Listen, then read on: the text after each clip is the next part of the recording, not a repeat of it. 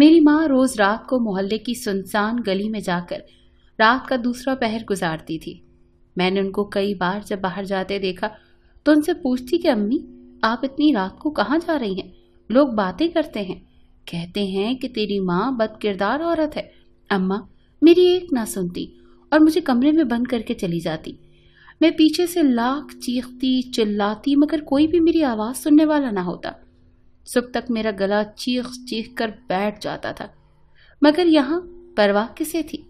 अम्मा की हरकतें इतनी अजीब थीं कि कोई भी भला आदमी देख ले तो इस्तग़फ़ार का विर्द करना शुरू कर दे। मैं अम्मा से कुछ भी पूछने से गुरेज करती थी, क्योंकि वो एकदम आपे से बाहर होकर मुझे मारना शुरू कर देती थी। मेरे अब्बा बिल्कुल मरीज बन चुके थे। उनके लिए जिंदगी और मौत एक बन चुकी थी। कई कई दिनों तक अम्मा उनको पूछती तक न थी, लेकिन अपने बाप को इस हालत में देखकर मेरा जी कुढ़ता था, मगर मैं इतनी बेबस थी कि कुछ भी करने से कासिर थी। अम्मा पता नहीं क्या क्या करती फिरती थी। मोहल्ले में हम पहले ही बदनाम हो चुके थे, बाकी की कसर अम्मा ने पूरी कर दी थी। मैं अम्मा को अब जाने से रोकना चाहती थी, मगर मैं जानती थी कि वो मेरी बात कभी नहीं मानेंगी। लेकिन मुझे हैरत इस बात की थी कि आखिर रात के दूसरे पहर मोहल्ले की सुनसान गली में अम्मा करती क्या हैं? दिन ब दिन मेरे अंदर एक तजस्सुस का समंदर ठाठे मारने लगा था। मैं तजस्सुस के हाथों मजबूर होकर अम्मी का पीछा करने का सोचने लगी, लेकिन जिस वक्त वो घर से जाती थी मेरी आंख ही नहीं खुलती थी। मैं लाख कोशिश करती कि आज मैं जागती रहूंगी, मगर फिर भी नींद की देवी मुझ पर मेहरबान हो जाती और मैं सो जाती। इसी हफ्ते में तहैया कर चुकी थी कि आज बस मैं देखकर ही रहूंगी। रात होते ही मैंने खाना खाया और कुछ इस्लामी किताबें लेकर पढ़ने बैठ गई, मगर फिर नींद आना शुरू हो गई। मैंने खुद को सोने से बाज रखा और जो ही अम्मी घर से गई मैं चोरी छुपकर छत पर चली गई। वहां हमसायों की छत पर छलांग लगाई और वहीं से बाहर जाने का सोचा। हमसायों के घर का दाखिला दरवाजा हर वक्त खुला रहता था, मैं वहां से बआसानी आ जा सकती थी। चोरी छुपते छुपाते मैं अम्मा का पीछा करने में कामयाब हो गई, मगर जूं-जूं मैं कदम आगे बढ़ा रही थी मेरा सर बोझल हो रहा था।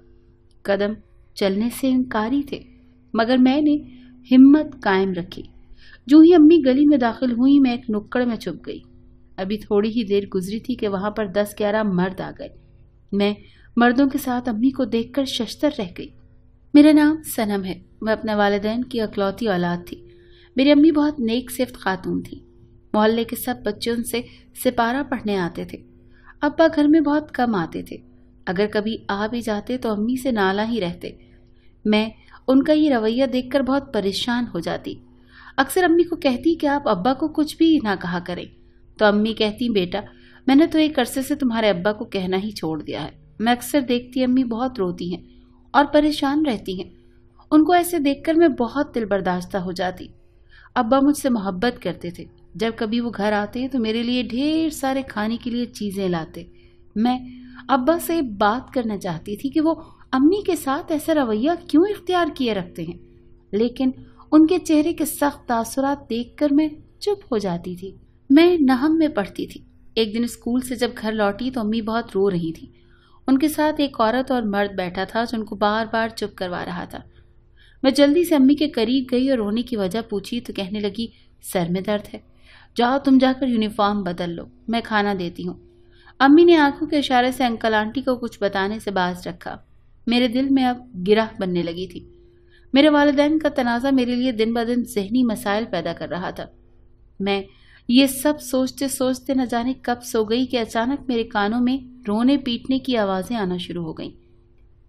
जल्दी से हड़बड़ाकर उठी, दुपट्टा लिया और बरामदे से बाहर आ गई। सामने अब्बा बुरी तरह से अम्मी से झगड़ रहे थे। उनके साथ एक औरत भी थी जो मेरी अम्मी को खा जाने वाली नजरों से घूर रही थी। मैं दौड़ती हुई अब्बा के पास आई और उनसे ऊंची आवाज में कहा, छोड़े मेरी अम्मी को, अब्बा छोड़ दे। अब्बा मुझे देखकर 2 कदम पीछे हट गए। अम्मी ये क्या हो रहा है? अब्बा आप क्यों अम्मी से लड़ाई कर रहे हैं? और ये औरत कौन है? मेरे एक के बाद तीसरे सवाल करने पर अब्बा पहले तो थोड़ा सा घबरा गया, फिर बोला, सनम आज से ये तेरी दूसरी माँ है और ये इसी घर में रहेगी। अब्बा की बात सुनते ही मेरे कानों की लौ तक सुर्ख हो गई। मुझे शदीद गुस्सा आ रहा था। मैंने तेज आवाज में अब्बा से कहा, मेरी सिर्फ एक माँ है, इसके अलावा कोई नहीं। मैं अम्मी का हाथ पकड़कर उनको कमरे में ले आई, उनको सहारा देकर बिठाया और एक सर दर्द की गोली खिलाकर सुला दिया।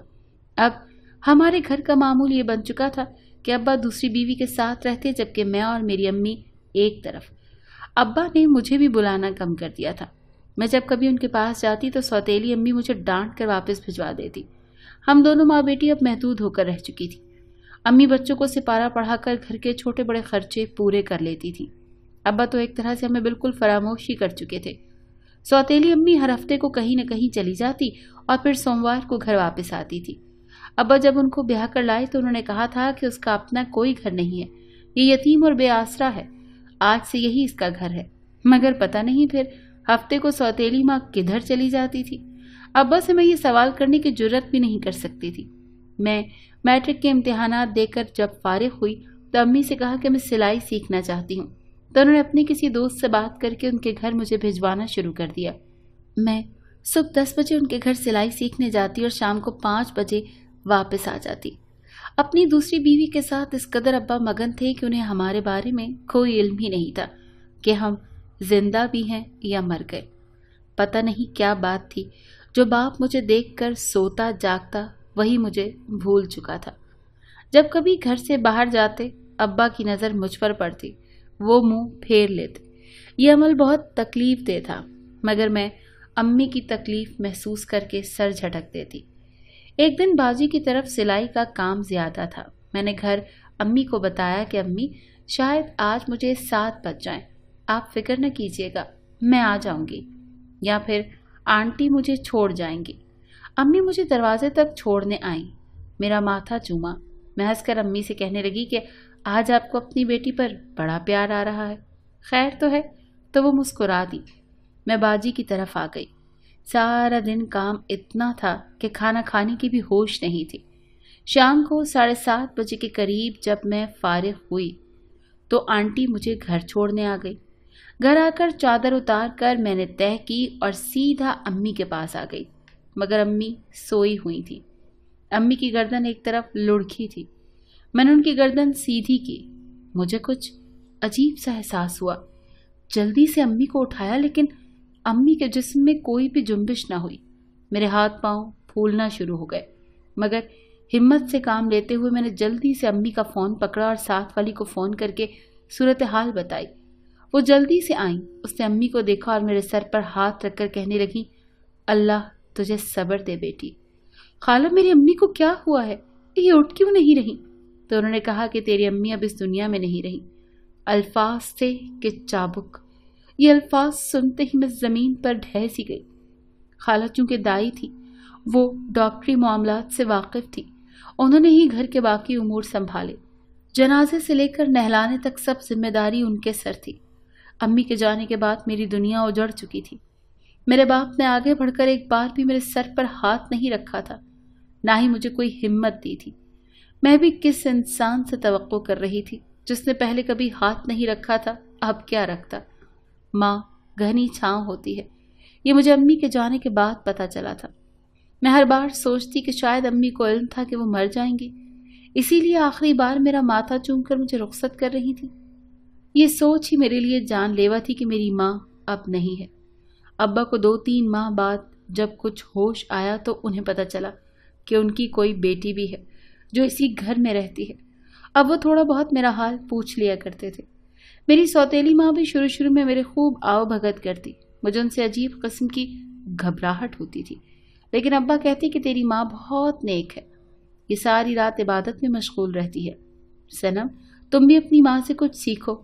मैं नहूसत से मुंह फेर लेती। जिस माँ ने ये सब सिखाया था, आपने उसकी कौन सा कदर कर ली थी। तालीम को मैं खैराबाद कह चुकी थी, अब ज्यादातर घर पर ही रहती थी। मैं अक्सर देखती जैसे मेरी सौतेली माँ कुछ छुपा रही हो, क्योंकि 1-2 बार जब रात को मेरी आंख खुलती तो वो दरवाज़ा खोलकर बाहर चली जाती। मैं हैरान होती कि इतनी रात को ये किधर जाती है। एक दिन जब मैंने उनको जाते देखा तो मैं छत पर जाकर उनको देखती ही रह गई कि आखिर ये जाती किधर हैं। अम्मी का साया हेवला बनकर तेज तेज चलता एक सुनसान गली में चला जाता। उस गली में कोई दिन के वक्त कदम नहीं रखता था, और अम्मी रात के दूसरे पहर वहां जाकर क्या करती थी। सुबह जब मैंने अम्मी से पूछा तो वो सिरे से ही मुकर गई और कहने लगी, तू मुझ पर नजर रखती है, तुझे शर्म नहीं आती? अब्बा ने उस रोज मुझे बहुत डांटा। मैं सारा दिन रोती रही। शायद किस्मत में अभी और दुख बाकी थे। मेरे अब्बा को फालिज और हार्ट अटैक एक साथ हुआ और वो बिस्तर पर लग गए। अब्बा के बिस्तर पर लगते ही सौतेली माँ बागी हो गई। अब उनको कोई भी रोकने टोकने वाला नहीं था, ना ही वो किसी की सुनती थी। अब्बा जब मुंह से आवाज निकालकर उनको बुलाते तो वो ना जाती। ऐसी हालत में अब्बा को देखकर मैं कुढ़ती रहती। मेरी कोशिश रहती कि मैं उनके साथ ही रहूं, मगर जब भी वो घर से जाती तो मुझे कमरे में बंद कर देती। शायद उनको मुझ पर शक हो चुका था। मैं चीख चीख कर दरवाजा खोलने की तगदो करती, मगर यहाँ कोई भी सुनने वाला ना होता। मगर अम्मी का राज जानना चाहती थी कि ये किधर जाती है, आखिर क्या करती है। एक रात मैं सोने के लिए लेट गई। अम्मी कमरे में आकर मुझे देख कर गई कि सनम सोई हुई है या जाग रही है। अपनी तसल्ली करके वो घर से निकल गई। मैंने आज सोच रखा था, कुछ भी हो जाए उन पर नजर जरूर रखनी है।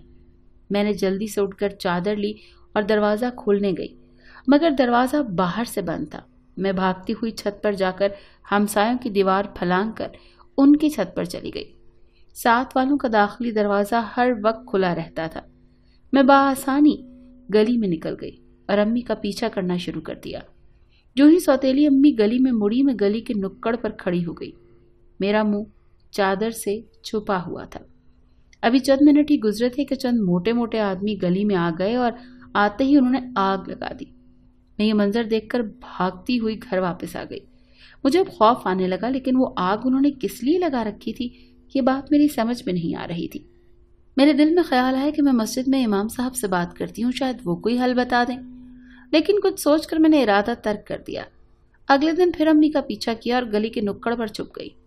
3 आदमी गली में दाखिल हुए। उन्होंने आते ही आग लगा दी। आज मैं देखने की नीयत से आई थी कि आज मामले की तह तक जरूर पहुंचूंगी। जब चारों तरफ आग फैल गई तो वो आदमी अम्मी को लेकर घर में दाखिल हो गए। वो आग काले रंग की थी। मैं आग का ऐसा रंग देखकर डर गई, मगर चलते हुए दरवाजे के करीब आई जहां कुछ देर पहले अम्मी दाखिल हुई थी। दरवाजे में सुराख था।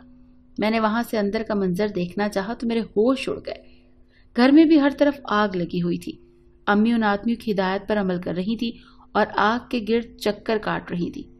मैं दौड़ती हुई मोहल्ले के मौलवी के घर आई। जोर जोर से उनका दरवाजा बजाने लगी।